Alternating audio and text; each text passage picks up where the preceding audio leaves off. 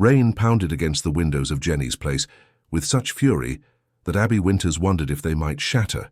Outside, the small parking lot had transformed into a shallow lake, water rising with each passing minute. Through the steamed-up windows, the neon sign flickered weakly, its glow reflecting in puddles that seemed to swallow the world. 50 limousines would line this very street in 3 days' time, but tonight there was only rain and desperation. Abby glanced at her watch. 11:15. 45 minutes until her shift ended, assuming Pete didn't ask her to leave early. The diner was empty now. The last customer had hurried out 20 minutes ago, clutching a newspaper over his head in a futile attempt to stay dry. "Thinking of closing up," Pete called from behind the counter, wiping his hands on a dish rag. "Storm's getting worse. They're saying it might be the worst Mercer Island's seen in 50 years. "Just give me till midnight," Abby said, tucking a strand of brown hair behind her ear. "I could use the full hours." Pete's weathered face softened. He knew her situation. Single mother, nursing school dropout, working doubles whenever possible to make ends meet. "All right, but if nobody comes in 15 minutes, we're shutting down." Abby nodded gratefully and turned to wipe down tables she'd already cleaned twice. Every dollar mattered when you were raising a child alone. Her son Miles was spending the night at Mrs. Caldwell's apartment downstairs, a kindly widow who watched him for a fraction of what daycare would cost. Miles had been using his inhaler more frequently this week, and the thought of needing to refill his prescription early sent a wave of anxiety through her chest. The windows rattled as thunder cracked overhead. Abby jumped, nearly dropping her rag. Rain wasn't supposed to come down this hard in Washington, not even during the worst of autumn. The storm had appeared suddenly, catching everyone by surprise, including the meteorologists who had predicted light showers. Her phone buzzed in her apron pocket, a text from Mrs. Caldwell. "Miles is sleeping fine. Breathing sounds good. Don't worry, dear." Abby exhaled slowly, tension easing from her shoulders. 6 years of motherhood had taught her that worry was a permanent condition, especially when your child had severe asthma. She'd learned to recognize the sound of his breathing changing even from another room, could tell from the pitch of his cough whether she needed to reach for the nebulizer or just offer water. The skills that made her an exceptional mother were the same ones that would have made her an excellent nurse. 3 years of nursing school, cut short when she discovered she was pregnant and the father disappeared. Sometimes Abby allowed herself to imagine finishing her degree, working regular hours in pediatrics or family practice. But dreams required time and money, 2 things she had precious little of. Lightning flashed, illuminating the empty diner in harsh white light. Through the momentary brightness, Abby caught sight of headlights cutting through the downpour. A car was pulling into the parking lot, a large, expensive-looking vehicle that seemed to float through the water rather than drive through it. "Looks like you might get your wish," Pete said, setting down the glass he'd been polishing. "Someone's crazy enough to be out in this weather." The car came to a sudden stop, parking haphazardly across 2 spaces. Even through the rain-streaked windows, Abby could tell this wasn't their usual clientele. The vehicle was a Bentley, midnight black and gleaming despite the rain. The driver's door flew open and a man emerged, instantly drenched. He was tall, wearing what appeared to be a tailored suit under a now-soaked overcoat. But it wasn't his expensive clothes or his disheveled appearance that caught Abby's attention. It was the small bundle he was clutching protectively against his chest. Something in his posture spoke of pure terror. He wasn't running from the rain. He was running toward something, help. Abby moved toward the door instinctively as the man reached it, yanking it open with such force the bell above it nearly came loose. Water cascaded from his body onto the checkered floor as he stumbled inside, his breathing as ragged as the storm outside. "Please," he gasped, his voice cracking with panic. "My daughter, she can't breathe. Please help us." Now Abby could see the bundle clearly. An infant, perhaps 6 months old, wrapped in a pink blanket. The baby's face was frighteningly pale, lips tinged with blue, her tiny chest rising and falling in rapid, shallow movements. A sound emerged from the child that Abby recognized immediately, the distinctive wheeze of an asthma attack. "Pete, call 911, Abby commanded, already moving forward. "I tried," the man said desperately. "Lines are down. Roads are flooded. My car stalled in the water and I saw your lights. Please, I don't know what to do. She's all I have." Without hesitation, Abby reached for the child. "Give her to me." The man's eyes, bloodshot with fear and exhaustion, met hers. In that moment of suspended time, something passed between them, an unspoken exchange. Trust me with what you love most. He surrendered his daughter into Abby's capable hands, not knowing her name, not knowing she had spent 3 years training for exactly this moment, not knowing that her own son fought the same battle against closing airways and burning lungs, not knowing that this moment would change everything. Her name is Charlotte, the man said, following Abby as she carried the struggling infant toward the back of the diner. She's 6 months old. First attack. The doctors just diagnosed her today. Abby nodded, her focus entirely on the child. Charlotte's breathing was labored, each inhalation a battle. The wheezing sound, that terrible whistling constriction, was one Abby knew all too well. "I'm Abby," she said calmly, though her heart raced. "And I need you to tell me exactly what happened before you came here." The man ran his hand through his wet hair, water still dripping from his expensive coat onto the linoleum floor. "We were at Seattle Children's Hospital. They prescribed medication, an inhaler with a special mask for infants. We were driving home when the storm hit. The car, it just stopped working. Water everywhere. The emergency inhaler is in my pocket, but I don't know how to use it properly. And she started getting worse, and I—" "Let me see the inhaler," Abby interrupted, laying Charlotte gently on a clean tablecloth she'd spread across the break room table. Pete hovered in the doorway, his face pale with concern. The man fumbled in his pocket, producing a small inhaler with an infant mask attachment. Abby examined it quickly. A standard albuterol rescue inhaler, the same medication Miles used. "Has she ever used this before?" Abby asked, already positioning Charlotte to improve her airway. "No, first time. They explained it at the hospital, but everything happened so fast. And then the storm." "It's okay," Abby assured him, though the situation was far from okay. Charlotte's retractions were becoming more pronounced, the skin between her ribs sinking with each labored breath. "What's your name?" "Logan. Logan Reed." The name registered dimly in Abby's consciousness. She'd seen it somewhere before, maybe in a newspaper or magazine. But right now it didn't matter who he was. All that mattered was his daughter. "Logan, I need you to hold Charlotte like this," Abby demonstrated, sitting the baby in a semi-upright position. "It helps open the airway. Pete, I need warm water and a clean towel." As Pete hurried off, Abby carefully examined the infant's face. Despite her distress, Charlotte's eyes fixed on Abby's, wide, frightened but alert. A good sign. "The medication they prescribed, do you have it with you?" Abby asked, taking the inhaler from Logan's shaking hand. "It's in the car. But the car is—" He gestured helplessly toward the window, where rain continued to lash against the glass. Abby made a quick decision. "I have something that might help. My son has asthma too, severe asthma. I always carry an extra emergency kit." She went to her locker and retrieved her purse, pulling out a small pouch containing Miles's backup inhaler, a spacer, and a small vial of liquid medication. Logan watched her movements with desperate hope. "You're a doctor?" he asked. "No." Abby didn't elaborate as she carefully attached the infant mask to the inhaler. "But I know what I'm doing. Trust me." For the next several minutes, Abby worked with focused precision. She showed Logan how to hold the mask over Charlotte's nose and mouth, how to count the seconds between puffs, how to watch for signs of improvement. Pete returned with warm water, which Abby used to dampen a towel, and create a makeshift humidifier near Charlotte's face. "The moisture helps," she explained, her voice steady and reassuring. "My son, Miles, he's had attacks like this since he was 2. You learn what works." Logan nodded, his eyes never leaving his daughter's face. "Her mother would know what to do," he said quietly. Sophia was always prepared for everything. Something in his use of past tense made Abby glance up. Logan's face was a map of grief, recent grief, still raw and bleeding at the edges. "Charlotte's mother, she's not—" Abby left the question unfinished. "She died during childbirth," Logan said, the words emerging with practiced control that didn't quite mask the pain beneath. "It's just been Charlotte and me since then." Abby absorbed this information as she continued to monitor Charlotte's breathing. The first treatment seemed to be helping, but not enough. She administered a second dose of the medication, her movements confident despite the gravity of the situation. "I'm sorry about your wife," she said softly. Logan looked up, meeting her eyes for the first time since handing Charlotte to her. "Thank you. What about Miles's father?" Abby's mouth tightened slightly.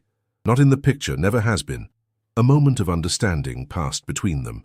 Two single parents, fighting different battles, but sharing the same core fear. The terror of being the only one standing between your child and disaster. Charlotte's breathing began to ease, the desperate wheezing gradually softening. Color returned to her cheeks, and her tiny body relaxed against Logan's supporting arm. "It's working," he whispered, as if speaking too loudly might break the spell. "Yes," Abby confirmed, relief washing through her. "But we need to keep monitoring her. The medication can wear off, and sometimes there's a rebound effect." Thunder boomed overhead and the lights flickered ominously. Pete appeared in the doorway again. "Phone lines are still down," he reported. "Cell service too. Got through to emergency services on the radio, but they said it might be hours before they can get here. Roads are flooded all over the island." Logan looked at Abby, new fear replacing the momentary relief. "What do we do?" "We wait," she said simply. "We keep her comfortable, monitor her breathing, and be ready to administer more medication if needed." She glanced at her watch, 11:45. "And I'll stay with you until help arrives." Pete nodded, understanding without being told that Abby wouldn't be leaving at midnight. "I'll make some coffee. Looks like we're all in for a long night." As Pete walked away, Logan shifted Charlotte carefully in his arms, gazing down at his daughter with a mixture of love and lingering fear. "You saved her," he said quietly to Abby. "She's not out of the woods yet," Abby cautioned, "but she's fighting, and she has you." What Logan couldn't know, what Abby herself didn't fully realize in that moment, was how this night would bind their lives together, how 50 limousines would soon line the street outside her apartment, how the simple act of being in the right place with the right knowledge would set in motion events that would transform both their worlds forever. The storm raged on, but inside Jenny's place, a fragile calm had settled. Charlotte now slept peacefully in her father's arms, her breathing regular and unlabored. The terrifying wheeze had subsided after Abby's third administration of the medication. Pete had closed the diner, hanging a "closed due to weather emergency" sign on the door, but remained inside, occasionally checking the ancient radio for updates on emergency services. "You mentioned you have a son," Logan said softly, careful not to disturb Charlotte. They were sitting across from each other in a booth, mugs of coffee between them. "Miles, right?" Abby nodded, her fingers wrapped around her cup for warmth. The diner's heating system struggled against the chill of the storm. "He's 6, staying with my neighbor tonight. And he has asthma too, since he was 2. Abby's eyes drifted to Charlotte's sleeping form.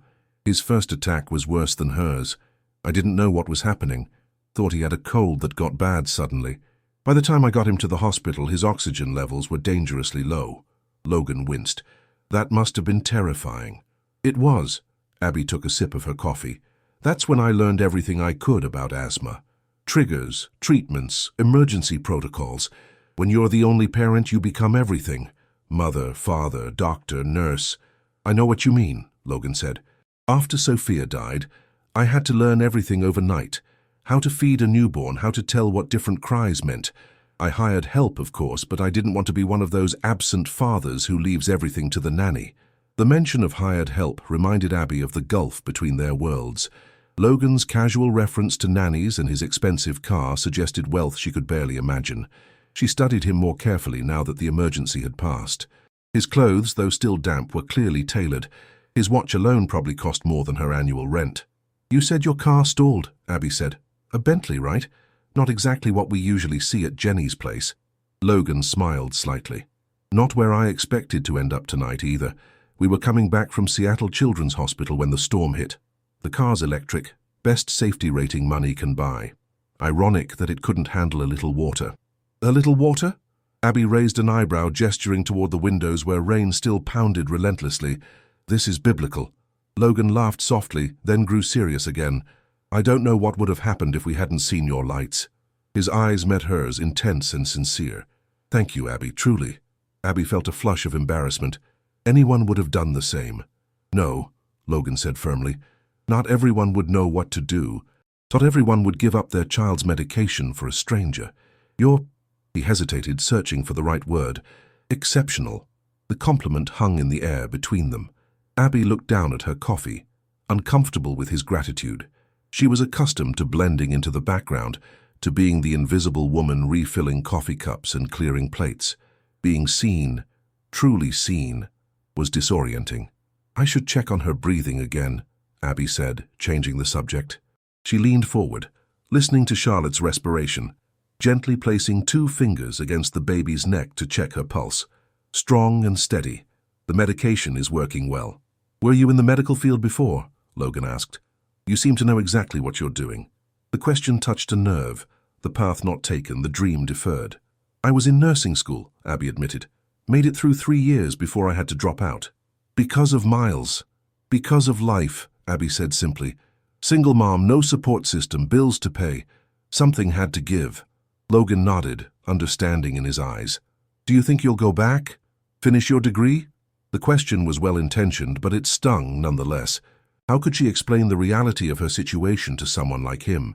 The mathematical impossibility of childcare costs, rent, food, medical expenses for Miles, and tuition. "Maybe someday," she said, the standard answer she gave whenever anyone asked. It was easier than explaining the truth. That someday was a luxury she couldn't afford to believe in. The radio crackled, and Pete called from the counter.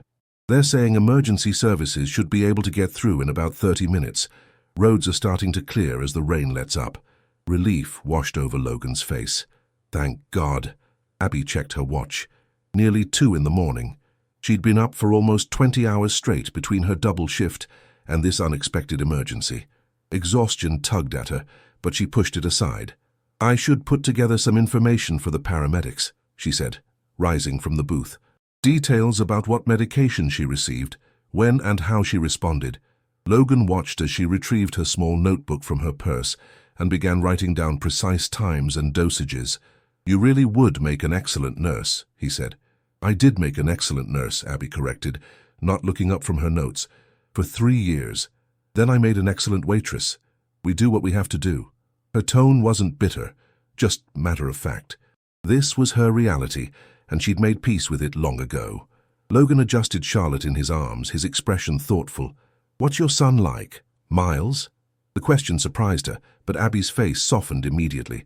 "He's amazing, smart, funny, kind, loves dinosaurs and space. Wants to be a paleontologist or an astronaut or both. A space paleontologist." She smiled at the memory of Miles explaining how he would dig for dinosaur bones on Mars. "Despite his asthma? That's brave." "Because of his asthma," Abby corrected. "It's taught him resilience. When you can't always breathe easily, you learn not to take anything for granted." Logan nodded, looking down at Charlotte. "I hope she grows up with that kind of courage."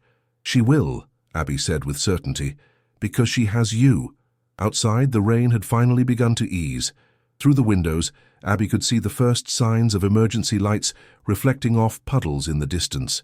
Help was coming. "They're almost here," she said, relief evident in her voice. She'd done everything right, but Charlotte needed proper medical attention, monitoring, and follow-up care. Logan stood, cradling Charlotte carefully. "Before they arrive, I want to...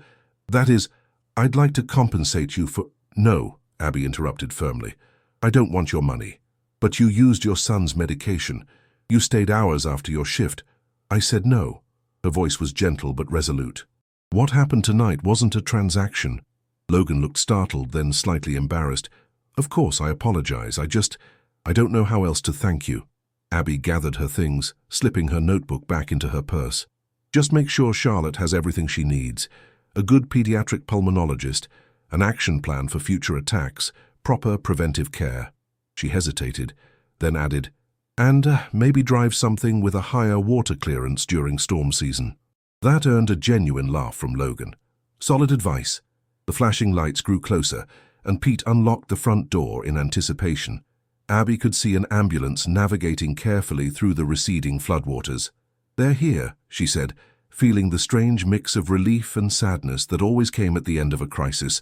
Relief that it was over, sadness at the severing of the intense human connection that emergencies forged.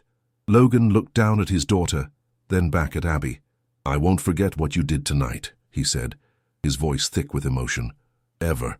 Abby smiled, expecting never to see Logan Reed or baby Charlotte again after tonight.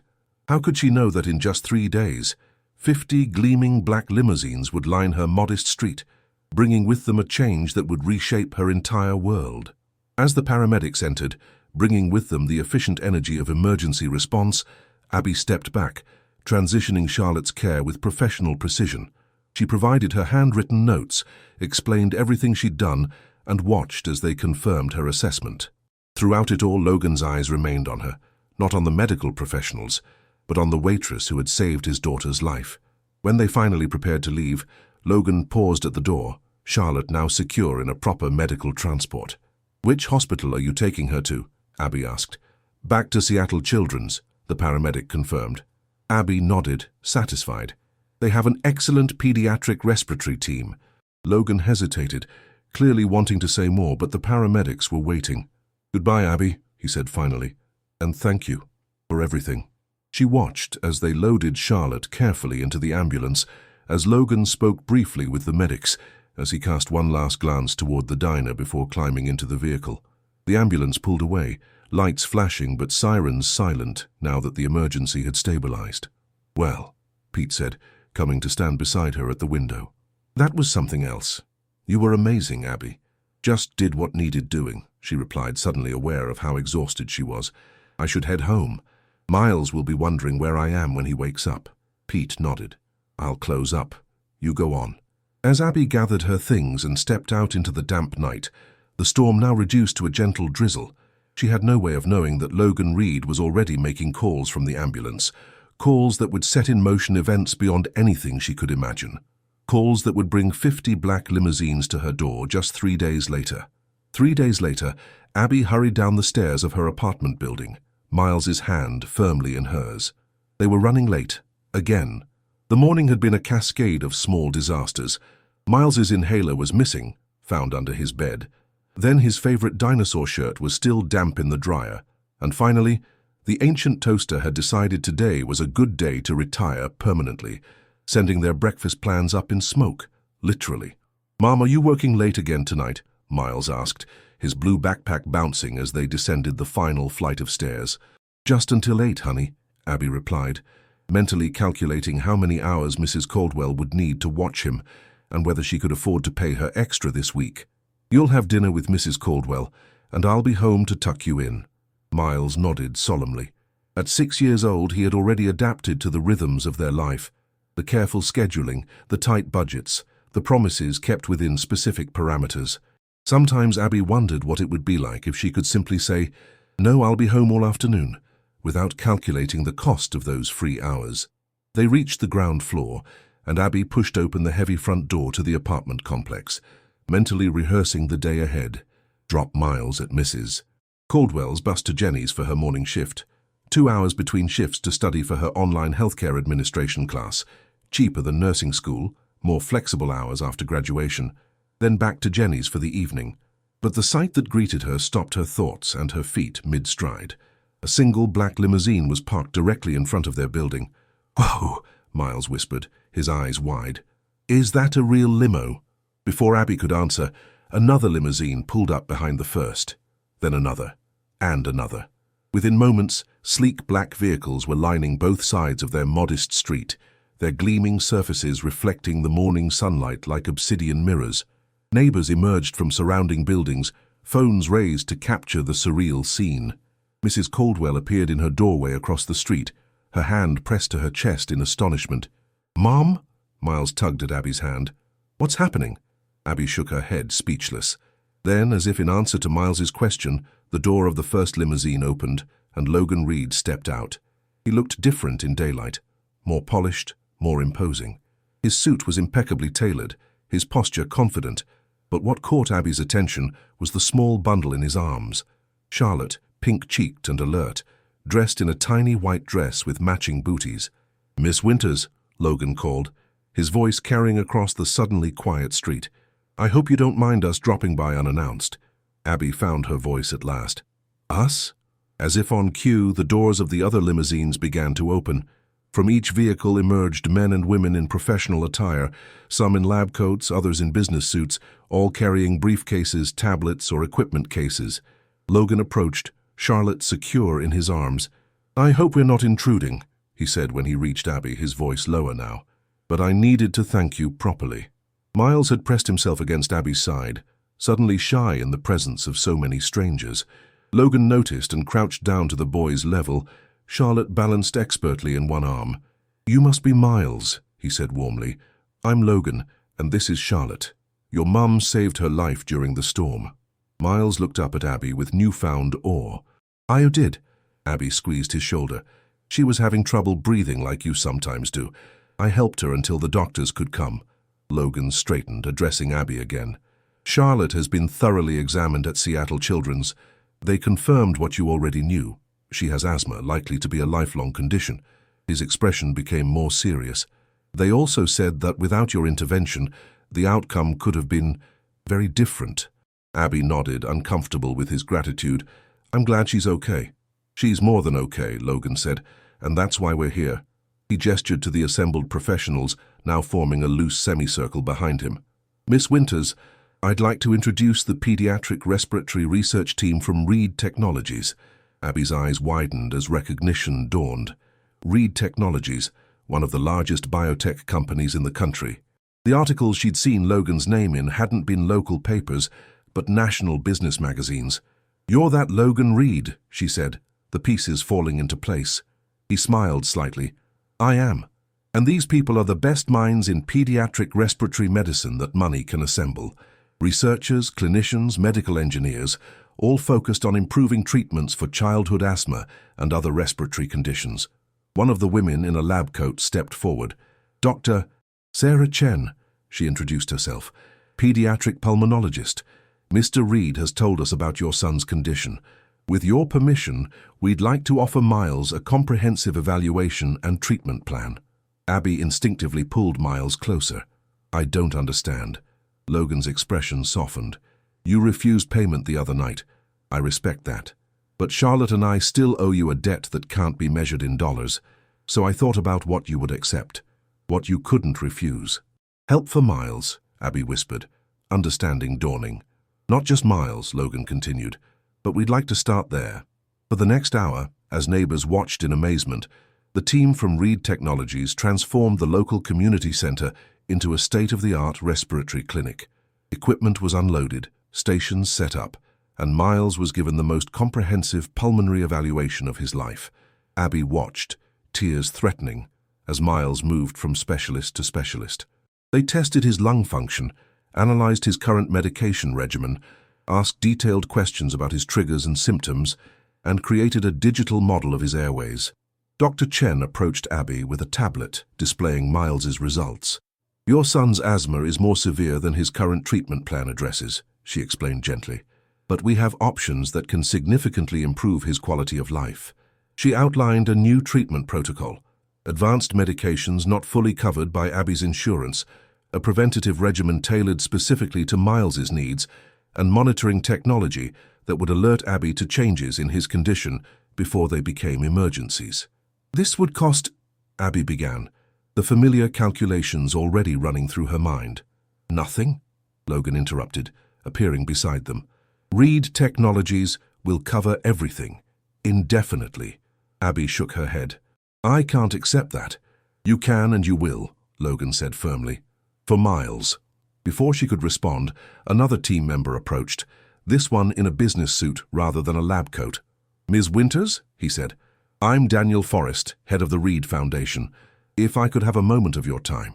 In a quiet corner of the community center, Daniel presented Abby with a document, a scholarship offer for her to complete her nursing degree at the university of her choice, with full tuition, a living stipend, and guaranteed flexible hours at any Reed Technologies medical facility to accommodate her studies and Miles's needs.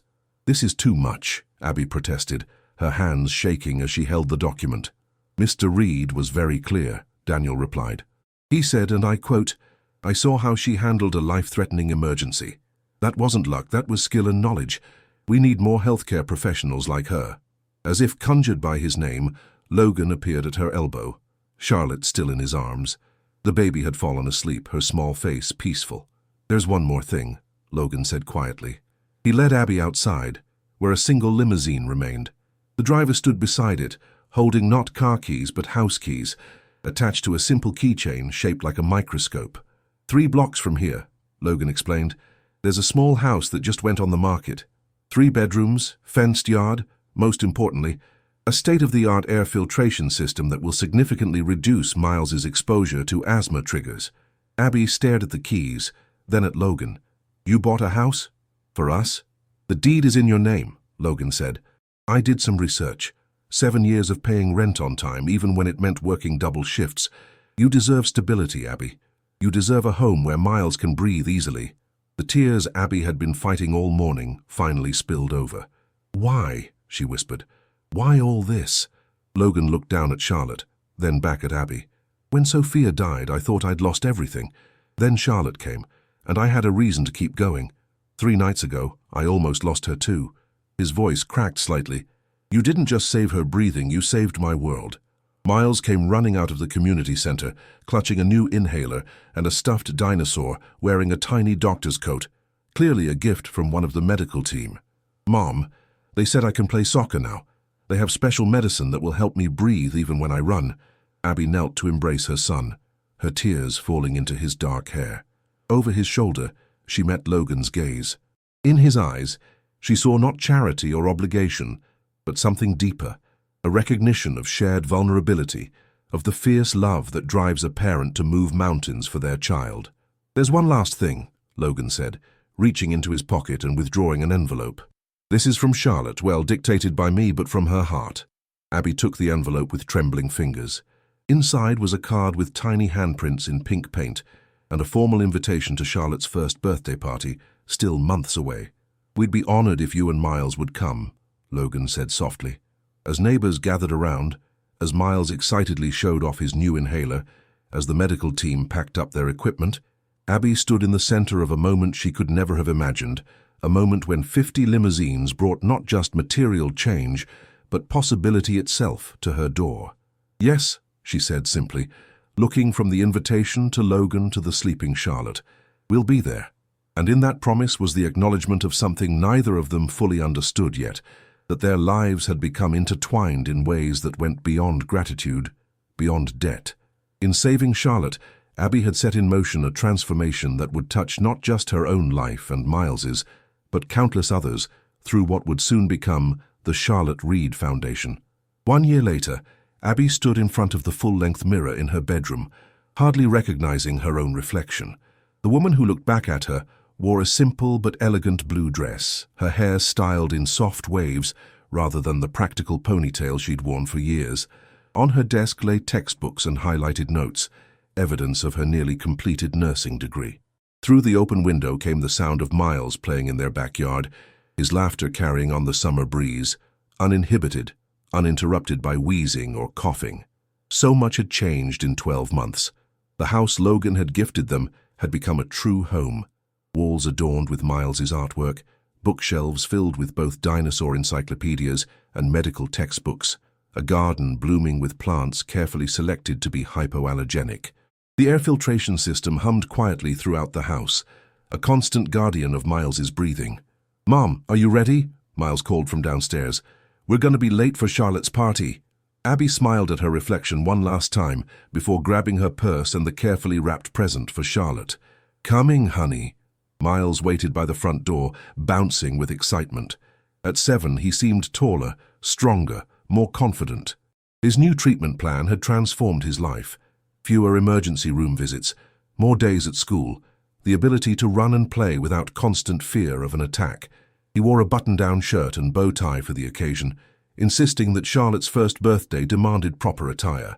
"Do you think she'll like my present?" he asked anxiously as they walked to the car. Another of Logan's gifts that Abby had initially resisted, but ultimately accepted for practical reasons. "She'll love it," Abby assured him.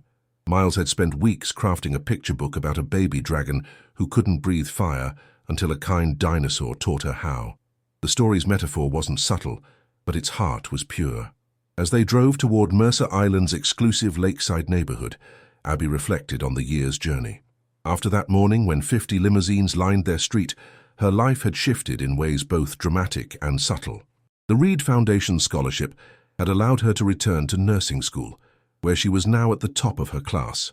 More surprising was Logan's invitation to join the newly formed Charlotte Reed Foundation as its future director, a position created specifically for her. combining her medical knowledge with her first-hand understanding of raising a child with respiratory challenges. Initially, Abby had feared strings would be attached to Logan's generosity, expectations or obligations she couldn't fulfill, but over months of periodic check-ins, medical consultations for Charlotte, and occasional shared meals, she discovered something unexpected: friendship. Logan was not the entitled billionaire she might have imagined.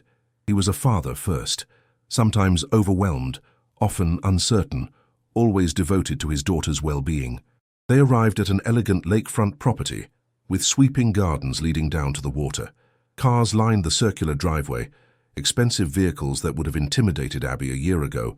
Now, she recognized many of them as belonging to doctors, researchers, and administrators she'd come to know through her work with the foundation. "Wow," Miles whispered as they approached the house. "It's like a castle." The door opened before they could ring the bell, revealing Logan with Charlotte in his arms. The baby, now a toddler taking her first tentative steps, wore a white dress adorned with tiny flowers, her dark hair curling around her face. "You made it," Logan said, his smile warming his entire face. "Come in." Charlotte's been waiting for her favorite people. Inside, the house was filled with guests, not the socialites or business associates Abby might have expected, but families. Children of various ages played in a specially designed indoor area, while parents chatted nearby. Among them, Abby recognized many faces from the Foundation's first pediatric respiratory clinic, which now served hundreds of children whose families couldn't afford specialized care. "Dr. Chen wants to show you something," Logan said, guiding Abby toward a quieter room while Miles joined the other children. "The latest data from the clinic's first year. In the study, Dr. Chen stood before a display of charts and graphs. "Abby," she greeted warmly, no longer the formal physician from their first meeting, but a respected colleague. "Perfect timing. I was just reviewing the outcomes from our initial cohort. The data was remarkable. 87% reduction in emergency room visits among participating children, 93% improvement in school attendance, significant quality of life improvements across all metrics." What had begun as Logan's gesture of gratitude had evolved into a model program that medical journals were already calling revolutionary. "We couldn't have done this without your insight," Dr. Chen said. "Your suggestions about family education, home environment modifications, they've made all the difference." Logan bounced Charlotte gently in his arms. "Tell her the rest." Dr. Chen's eyes lit up. "The Reed Technologies Board has approved nationwide expansion. 10 new clinics in underserved communities by next year. And they want you to oversee the implementation, Abby." The offer took her breath away. "Me? But I haven't even finished my degree." "You'll have a team of administrative support," Logan interjected. "But no one understands both the medical and personal sides of this like you do. You've lived it." Abby looked from Logan to Dr. Chen to Charlotte, who was reaching for her with chubby hands. Without thinking, she took the child, who immediately settled against her with familiar comfort. Over the past year, Abby had become a regular presence in Charlotte's life, not replacing the mother she'd never know, but offering a feminine influence Logan valued. "I'd need to finish my degree first," Abby said cautiously. "Of course," Logan agreed. "You graduate in 3 months. The timing is perfect." Before Abby could respond, Miles burst into the room, excitement radiating from him. "Mom, they have a whole science lab for kids outside, real microscopes and everything." Logan laughed. "Why don't you take Charlotte out to see? She loves watching the older kids." As Miles carefully held Charlotte's hand, leading her toward the garden with exaggerated caution, Abby watched them go with a full heart. "He's so good with her." "She adores him," Logan said softly. "Sometimes I think she believes he's her brother." The comment hung in the air between them, laden with unspoken possibilities. Over the past year, their relationship had evolved from gratitude to friendship to something neither had named but both felt, a connection forged in crisis, strengthened through shared purpose and deepened by mutual respect. The party proceeded with cake and presents, speeches and toasts. Logan spoke movingly about Charlotte's first year of life, about the Foundation's work, about the night a waitress in a roadside diner saved his daughter and, in doing so, created ripples that would touch countless lives. As evening fell, guests began to depart. Miles had fallen asleep on a window seat, surrounded by new friends he'd made among the children of doctors and researchers, connections that transcended the social boundaries that might once have separated them. Abby found Logan on the terrace overlooking the lake, Charlotte sleeping against his chest. He gazed out at the water, his expression contemplative. "Penny, for your thoughts," Abby said, joining him at the railing. Logan smiled. "I was just thinking about storms." "Storms?" "How the worst night of my life became the beginning of something I never expected." He turned to face her. "If my car hadn't stalled, if Jenny's place hadn't been the only light for miles, if you hadn't been working late that night, if, Abby finished. "That's life, isn't it? A series of moments that could go either way." "Speaking of moments," Logan said, his tone shifting slightly, "there's something else I wanted to discuss with you. Something separate from the foundation, from Charlotte's health, from all of that." Abby felt a flutter of anticipation. "Oh? I valued our friendship this past year, Abby, more than I can express. Your perspective, your insight, your compassion, they've become important to me." He hesitated, uncharacteristically uncertain. "I was wondering if you might consider, that is, if you'd be open to exploring whether there might be more between us than friendship." The question was carefully phrased, respectful of boundaries, aware of complexities. Not a declaration, not a demand, but an opening, an invitation to consider possibilities. Abby looked out at the lake, at the last light of day dancing on its surface. A year ago, she'd been calculating how many hours she needed to work to afford Miles's medication. Now she stood on the terrace of a lakeside mansion, being asked by its owner, by Logan, if she might consider a future that included him. "I'd like that," she said simply, "to explore possibilities." Relief and joy spread across Logan's face. "No pressure, no timeline. We'll take it slowly, see where it leads." They stood in comfortable silence, watching the sun set over the lake. In the distance, the lights of Seattle began to twinkle against the darkening sky. "You know," Abby said after a while, 50 limousines was a bit excessive." Logan laughed softly, careful not to wake Charlotte. "Too much?" "Just a bit," Abby smiled. "Though I have to admit, it made an impression." "Next time I'll be more subtle," he promised, his eyes twinkling. "Next time?" Abby raised an eyebrow. "Planning another grand gesture?" "Maybe." Logan's expression grew more serious. "But the truth is, Abby, no gesture could ever fully express what you gave us that night. You didn't just save Charlotte's breathing, you showed me what real strength looks like. Not wealth or power, but the quiet courage to do whatever is necessary for those we love." As they stood together in the gathering dusk, Charlotte sleeping peacefully between them, Abby realized that the 50 limousines that had lined her street a year ago had delivered something far more valuable than material change. They had delivered possibility, the chance for both her and Logan to build something neither had dared imagine, a family forged not by birth or circumstance, but by choice and connection. Miles appeared in the doorway, sleepy-eyed but smiling. "Is it time to go home?" Logan and Abby exchanged a glance laden with shared understanding. Whatever came next, they would navigate it together, step by careful step. "Not quite yet," Abby said, reaching out her hand to her son. "We're just watching the stars come out." Miles joined them at the railing, and Logan shifted to make room, the four of them forming a tableau against the backdrop of the lake and the night sky. Not yet a family, but no longer merely strangers, connected by chance and crisis. In life, we often search for dramatic moments of transformation, 50 limousines arriving at once, changing everything in an instant. But the truth, as Abby and Logan had both learned, is that real change happens in the smaller moments that follow, in daily acts of courage, in choices made and remade, in the quiet decision to remain open to possibilities even after storms have left their mark. Sometimes the greatest acts of heroism aren't dramatic rescues, but the simple decision to keep showing up day after day for those who depend on us. And sometimes the most valuable gifts aren't those that arrive in processions of black limousines, but in the moments when we truly see each other, across differences, across circumstances, and recognize a kindred spirit fighting the same essential battle, to protect what we love, to build something meaningful, to help those around us breathe a little easier. As the first stars appeared in the velvet sky above Mercer Island, Abby looked at Miles, at Charlotte, at Logan, and silently gave thanks for storms that change course, for diner lights that shine through darkness, and for the unexpected journeys that begin when we open our doors to possibility.